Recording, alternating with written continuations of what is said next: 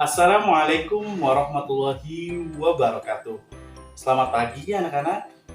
Apa kabarnya hari ini? Sehat? Alhamdulillah. Semoga kita selalu diberikan kesehatan ya. Dan untuk teman-teman yang masih sakit, semoga bisa segera pulih. Amin. Nah, kembali lagi bersama Bapak Muhammad Farhan dalam pembelajaran bahasa Indonesia. Nah, teman-teman, tahu tidak pertemuan kali ini kita akan membahas apa? Hah? Tidak tahu?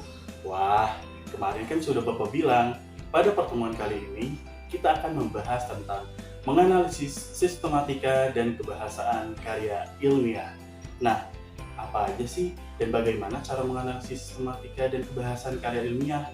Tentu saja kita harus mengenali bagaimana sistematika dan kebahasaan dari karya ilmiah itu sendiri. Nah, teman-teman, sebelum kita memulai pembelajaran, alangkah baiknya kita berdoa terlebih dahulu. Berdoa menurut agama masing-masing. Berdoa mulai. Selesai. Amin. Nah, teman-teman, penasaran kan bagaimana materinya? Langsung saja kita ke materi yang pertama.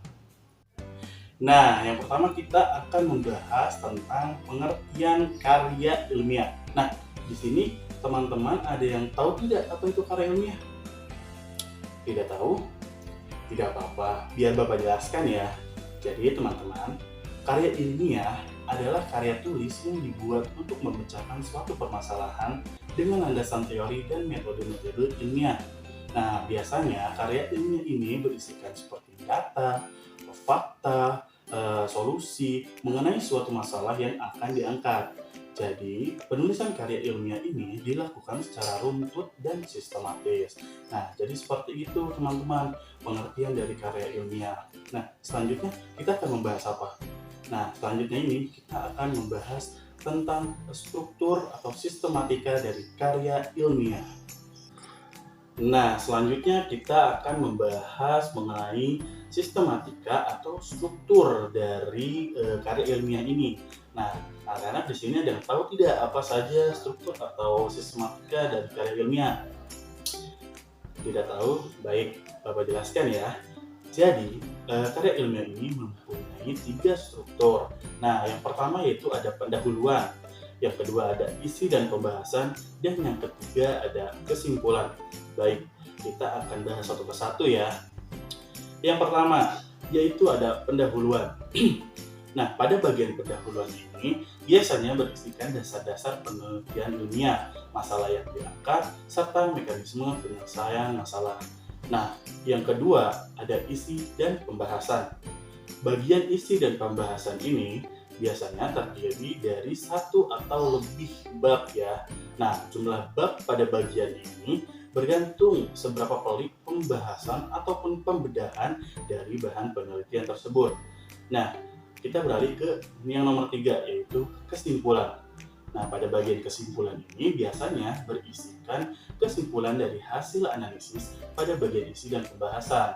Kesimpulan yang disampaikan pada bagian ini berupa penjelasan singkat dan padat mengenai hasil analisis. Nah, biasanya bagian ini hanya terdiri dari satu bab. Nah, setelah itu kita akan membahas mengenai ciri-ciri ataupun kebahasaan dari karya ilmiah ini. Yuk, langsung saja.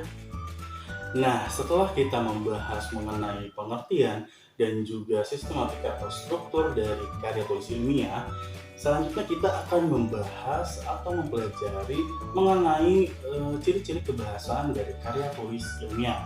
Nah, jadi karya tulis ilmiah ini memiliki beberapa ciri-ciri kebahasaan. Nah, yang pertama yaitu ada reproduktif. Artinya, karya ilmiah ditulis oleh peneliti atau penulis harus diterima dan dimaknai oleh pembacanya sesuai dengan makna yang ingin disampaikan. Pembaca juga harus bisa langsung memahami konten dari karya ilmiah tersebut. Yang kedua, tidak ambigu. Ciri ini ada kaitannya dengan reproduktif. Sebuah karya ilmiah harus memberikan pemahaman secara detail dan tidak dikemas dengan bahasa yang membingungkan. Dengan begitu, maksud dari karya ilmiah ini bisa langsung diterima oleh pembacanya. Yang ketiga, tidak emotif. Maksudnya di sini, karya ilmiah ditulis tidak melibatkan aspek perasaan dari penulisnya, sebab karya ilmiah harus memaparkan fakta yang didapatkan dari analisis penelitian, bukan dari perasaan subjektif dari penulisnya. Yang keempat, menggunakan bahasa baku. Menggunakan bahasa baku agar mudah dipahami. Penggunaan bahasa baku itu meliputi setiap aspek penulisannya, mulai dari penulisan sumber, teori, hingga penulisan kesimpulan. Ketidakbakuan pada tulisan karya ilmiah hanya akan membuat pembacanya bingung dan apa yang ingin disampaikan dalam tulisan tidak dapat dipahami oleh pembaca. Selanjutnya yang kelima, yaitu menggunakan kaidah keilmuan. Penulisan karya ilmiah harus menggunakan kaidah keilmuan atau istilah-istilah akademik dari bidang penelitian si penulis.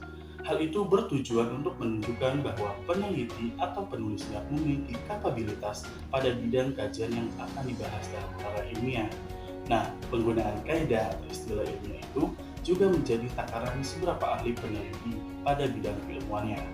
Selanjutnya, 6. Bersifat dekoratif.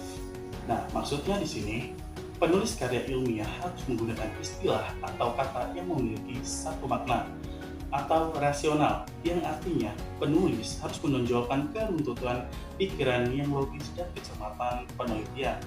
Dua hal itu penting karena karya ilmiah harus bisa menyampaikan maksud dari penelitian yang dilakukan oleh penulis tanpa membingungkan. Lalu yang ketujuh, terdapat kohesi. Nah, artinya di sini karya ilmiah harus memiliki kesinambungan antar bagian dari babnya dan juga bersifat straightforward, yang maksudnya ialah tidak bertele-tele atau tepat sasaran. Sebuah karya ilmiah, setiap bagian atau babnya harus memiliki alur logika yang berkesinambungan atau berketerkaitan. Selain itu, penyampaiannya harus tepat sasaran dengan apa yang ingin disampaikan. Yang kedelapan, bersifat objektif. Karya ilmiah harus bersifat objektif. Hal ini sangat penting karena karya ilmiah tidak dibuat berdasarkan perasaan penulisnya. Karya ilmiah harus menunjukkan fakta-fakta serta data-data dari hasil analisisnya. Jadi, tidak memiliki kecenderungan subjektivitas. Nah, selanjutnya ciri-ciri kebahasaan dari karya tulis ilmiah yang terakhir atau yang kesembilan, yaitu menggunakan kalimat efektif. Penulisan karya ilmiah harus menggunakan kalimat efektif. Ciri ini berkaitan dengan semua ciri sebelumnya. Tujuan penggunaan kalimat dalam karya ilmiah agar pembaca tidak dipusingkan dengan penggunaan kalimat yang berputar-putar atau bertele-tele.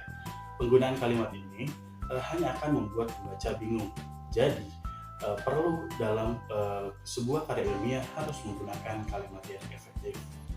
Nah, itu dia teman-teman pembelajaran kita pada hari ini. Bagaimana? Seru kan? Nah, tadi kita telah membahas berbagai hal. Yang pertama tadi kita telah membahas pengertian karya ilmiah, lalu kita telah membahas tentang struktur maupun sistematika dari karya ilmiah itu, dan terakhir tadi kita telah membahas mengenai ciri-ciri kebahasaannya. Nah, sebelum Bapak tutup, teman-teman di sini apakah ada yang ingin bertanya? Tidak? Baik, kalau tidak. Nah, sebelum Bapak tutup, jadi untuk pembelajaran minggu depan kita akan mencoba atau memulai membuat karya ilmiah itu sendiri. Jadi nanti sistematika yang telah kita pelajari ini akan kita terapkan pada minggu depan ya teman-teman ya. Bapak harap teman-teman semua membaca, memahami lagi bagaimana sistematika maupun ciri-ciri kebahasaan dari karya ilmiah tersebut. Nah, mungkin itu saja dari Bapak. Mohon maaf jika ada kesalahan maupun kekurangan dalam penyampaian materi. Mungkin itu saja yang bisa dapat Bapak sampaikan.